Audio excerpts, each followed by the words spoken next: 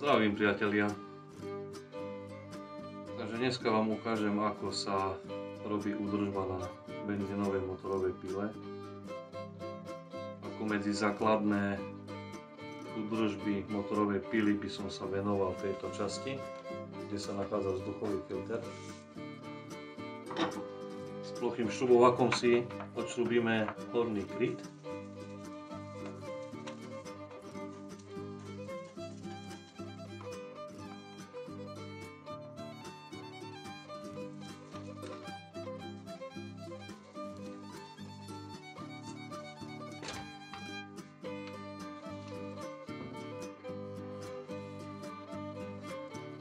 Vzduchový filter je základná vec, čo sa týka údržby. Tu môžete vidieť takéto znečistenia.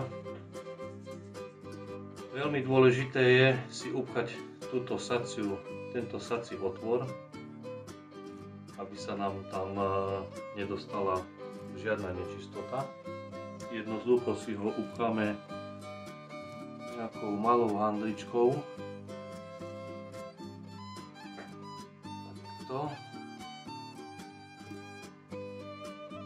A kto má možnosť a má doma kompresor, tak si to jednoducho vyfúka so stlačeným vzduchom.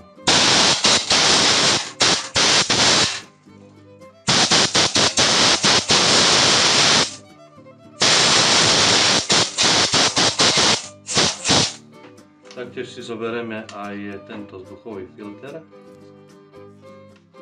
By sa respektíve mal dať aj vybrať.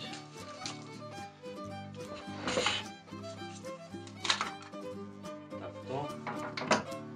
Tu už záleží na vás, že či ho budete vyfúkovať, alebo najlepšie so sierovou vodou, alebo so technickým liehom. Ale ja to budem všetko robiť so stlačeným vzduchom.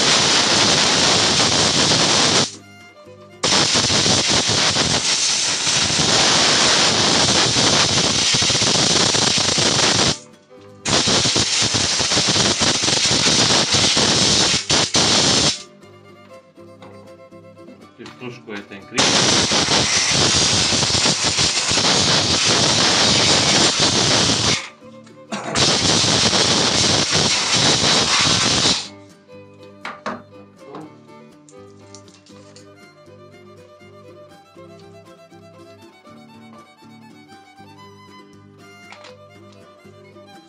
Takže viac menej ten vzduchový filter máme vyfúkaný. Keby náhodou tu by boli nejaké nečistoty, aby vám to vadilo, tak ja používam takýto technický lieh, ktorý si dávam do rozprašovača. Takže ja si to tu nastriekam. Takto. Ono to snie veľmi rýchlo, takže nemusíte sa báť, aby vám nasalo niečo dovnútra.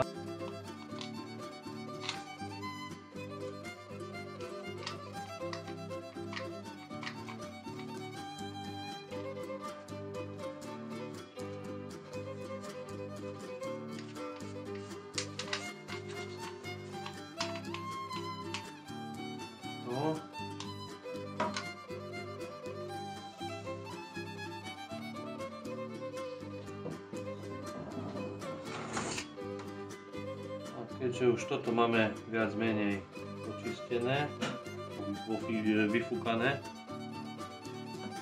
si to môžeme založiť naspäť. Keby náhodou niekto by mal problém so štartovaním, tak si vyšrúbi sviečku.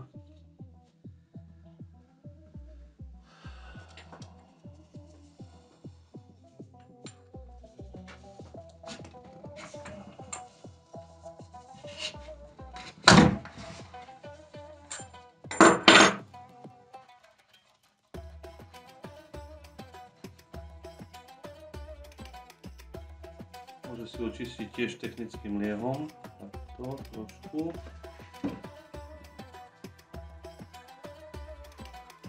Vytreme sviečku. Potom najlepšie je vyčistiť aj okolie dosadu sviečky. Si to môžeme trošku streknúť, rozpustí nečistoty.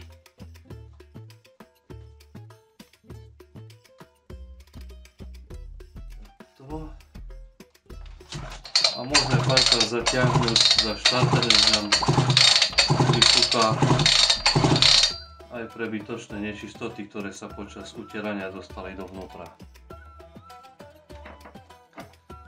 Piečku si naspäť naskrutkujeme.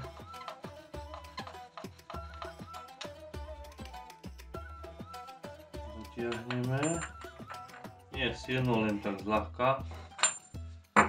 Nezabudnúť dať fajku dovnútra, no, respektíve konektor.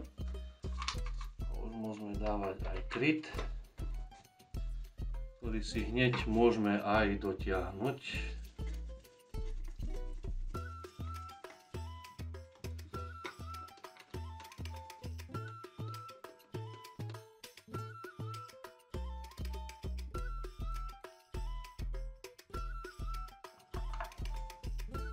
Dobre. Keby sme toto už mali, presunieme sa na ten najväčší základ, kde sú najviac nečistôt. Takže zoberieme si kľúč, skrutkujeme tieto dva skrutky.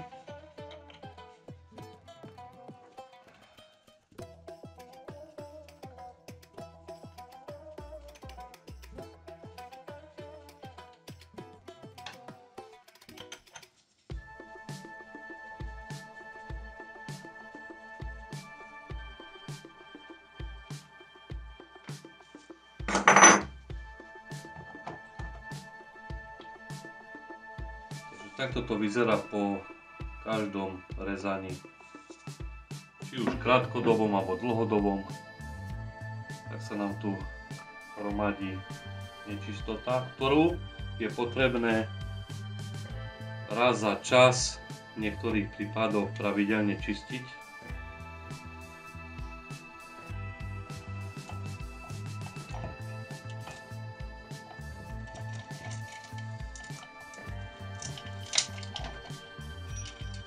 Dole lištu,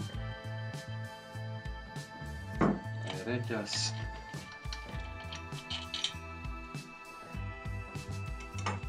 Ja to väčšinou robím tak, že tieto nečistoty zhruba očistím so šrubovákom, čo sa len dá. Tento tu priestor, ktorý teraz čistím, stadiaľ nám, toto treba udržiavať stále čisté už len kvôli tomu, lebo stadiaľ vám maže tu reťaz.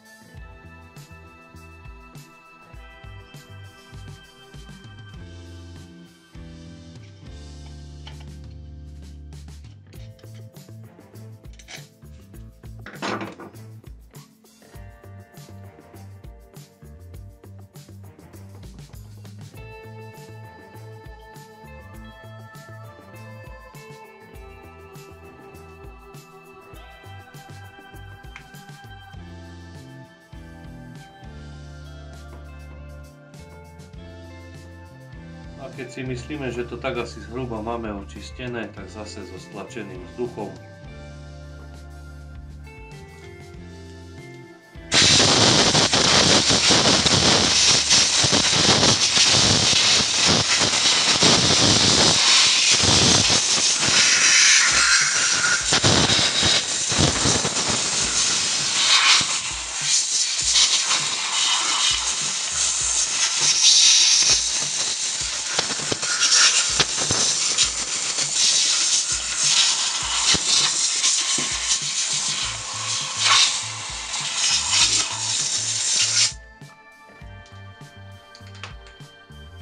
to chce, ale nemusí, môže to tiež trošku poprášiť so technickým liehom,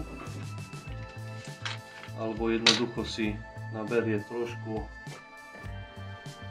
na handričku, trošku to ešte tak detálne povytiera. Ono pri rezaní to je hneď sa zanesie, lebo keďže dochádza k mazaniu reťaze. Ten olej je dosť taký lepkavý a tie piliny sa okamžite usádzajú a zachytávajú v týchto častí.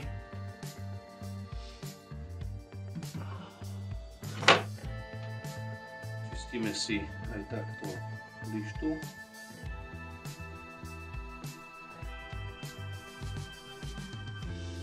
Keď máme lištu takto očistenú, treba sa pozrieť, či toto nám takto krásne ľahko chodí. Keby nám to náhodou nechodilo, väčšinou sa to robí tak, ešte taká posledná pomoc, že sa tu vloží šrubovák, trošku sa to roztiahne a namaže nejakým olejom. Keby táto časť sa zasekávala, treba kúpiť novú lištu. A taktiež, keby z tejto strany sa vám urobili takéto hrany, väčšinou sa robia tie hrany, to sa volá zapečená lišta.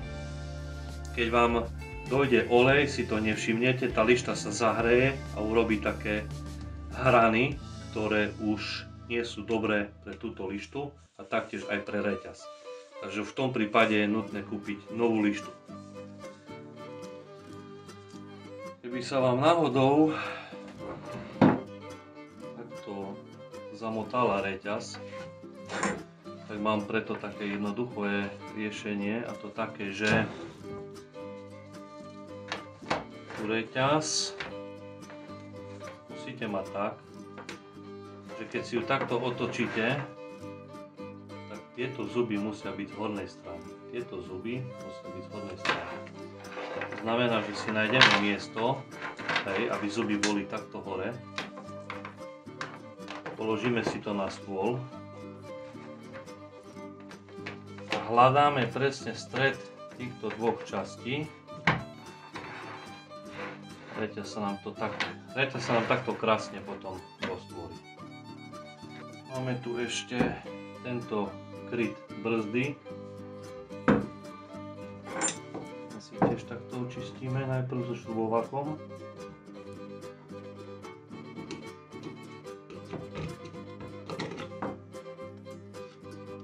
Uvoľňujeme tie piliny.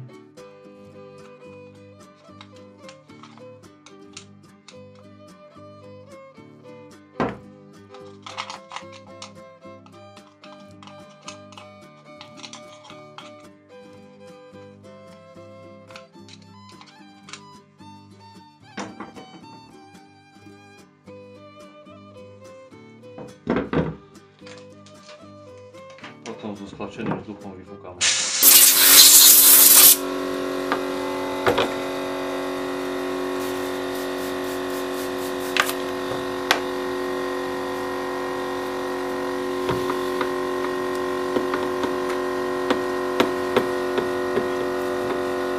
Vyčistené obe časti. Môžeme si teraz povoliť túto štelovaciu skrutku. Prakticky touto skrutkou na plochý šrubovák budete španovať reťaz na lište. Takže keďže bola našpanovaná, je lepšie, keď si ju teraz povolíme. Aspoň také 4 až 5 otočky. Dáme si tu lištu. Takto. Tento kolík musí zapadnúť do tejto diery.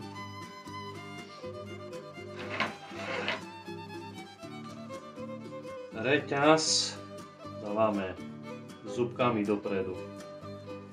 To znamená, že tu je zubok a tento špic musí smerovať pozdĺž lišty smerom dopredu. Takže tak by to bolo správne a tak by to bolo nesprávne.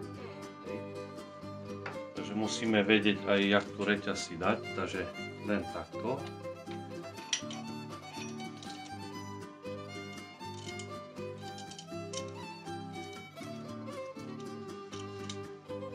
Na tú chvíľu si už môžeme takto natočiť.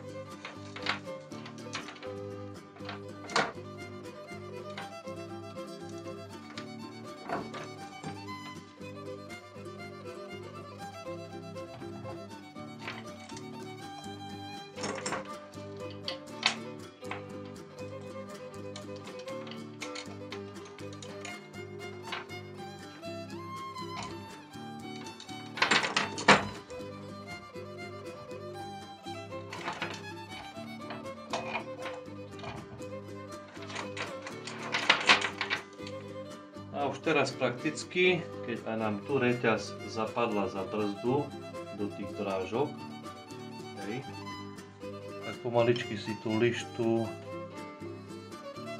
dáme tesne ku píle, tak aby kolík zapadal sem. A s tou nastavovacou skrutkou teraz môžeme točiť smer hodinových ručičiek, aby sme našpanovali reťaz.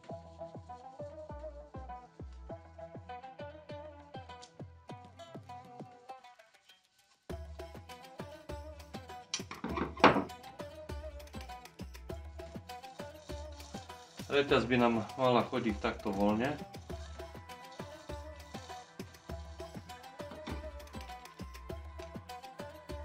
A čo sa týka španovania reťaze, pilu pretočím takto.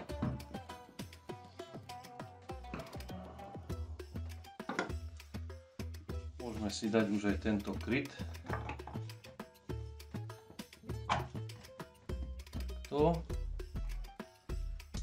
Matky doťahujeme len zľahka, aby nám potom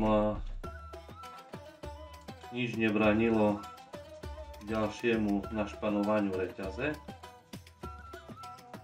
No. Takže reťaz ešte má stále veľkú vôľu. Berieme šrubovák. To ešte trošku dotiahneme.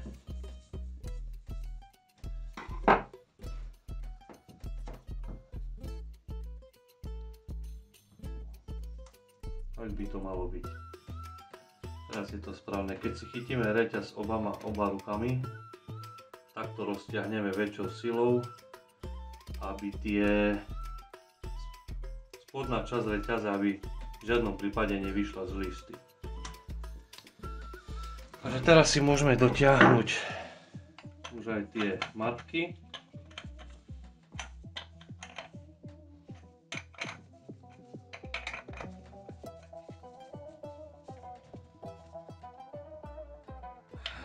Aj väčšou silou, keď je treba.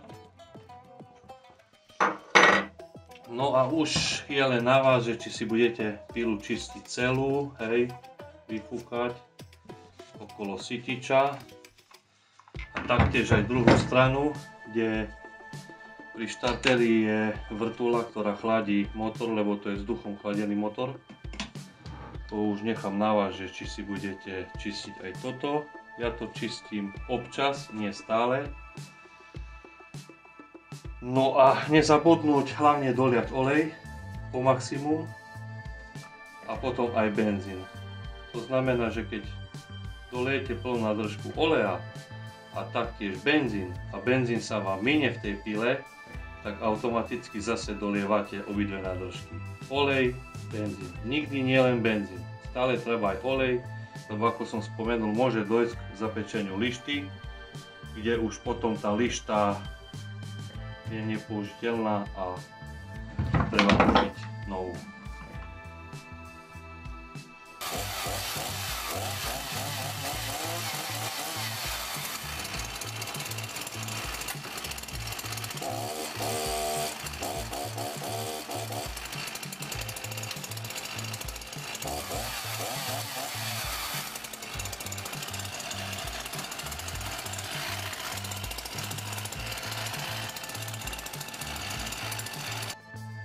Ďakujem za sliadnutie.